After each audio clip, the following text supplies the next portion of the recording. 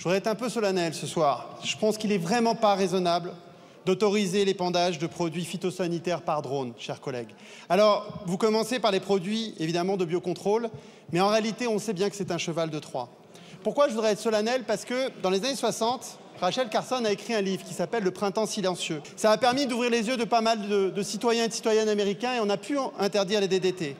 Eh bien, je voudrais que vous ouvriez les yeux. Dans les années 2000, les scientifiques ont démontré qu'on avait une baisse de la population d'insectes de près de 70 à 80% dans les champs européens, 70 à 80%. Une baisse des populations d'oiseaux de près de 25%. Et tous les scientifiques sont d'accord, vous pourrez leur demander, ils sont d'accord pour dire que la cause, c'est les pesticides.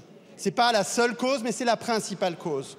Donc évidemment qu'on peut faire de l'agriculture raisonnée, qu'on peut utiliser des drones pour diminuer les doses, je sais. Mais ce que j'ai envie de vous dire, ce n'est pas le sens de l'histoire. Le sens de l'histoire, c'est d'aller vers 100% d'agriculture biologique. Et vous n'allez pas aider les agriculteurs, avec cette proposition de loi, à aller dans ce sens de l'histoire. Et enfin, pour les conditions économiques, ça a été dit par mes collègues, les drones, c'est cher. Plus vous augmentez la technologie, plus en réalité, vous augmentez l'endettement des agriculteurs. Moi, j'étais un peu choqué par certains commentaires. Enfin, on ne cherche pas à plaire à une certaine clientèle. On vit la 6e extinction des espèces sur notre planète. C'est ce que disent les scientifiques, un peu comme les scientifiques du GIEC. Il faut que vous les écoutiez. Je vous l'ai dit, les espèces d'oiseaux, les espèces d'insectes disparaissent et on sait que c'est à cause des pesticides. Donc c'est sérieux, madame la députée, c'est sérieux. Bon.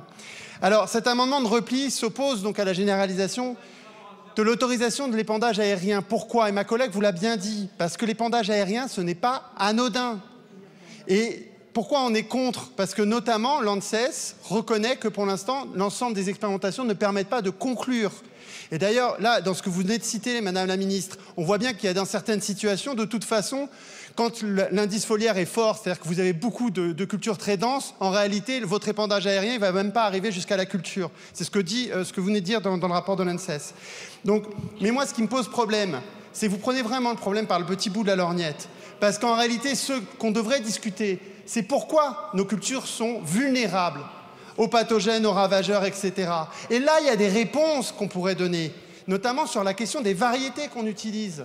N'importe quel agronome vous dira qu'on a sélectionné nos variétés pour qu'elles soient plus productives, mais que ces variétés plus productives sont aussi beaucoup plus sensibles aux pathogènes, plus sensibles aux champignons, plus sensibles aux insectes. Eh bien, il faut travailler là-dessus, sur les variétés, sur la diversité des variétés. Il faut travailler sur les prédateurs des insectes.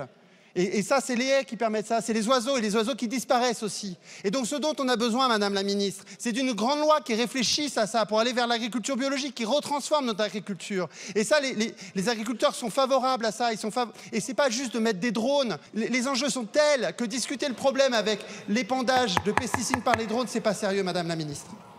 Je vous remercie, Monsieur le député.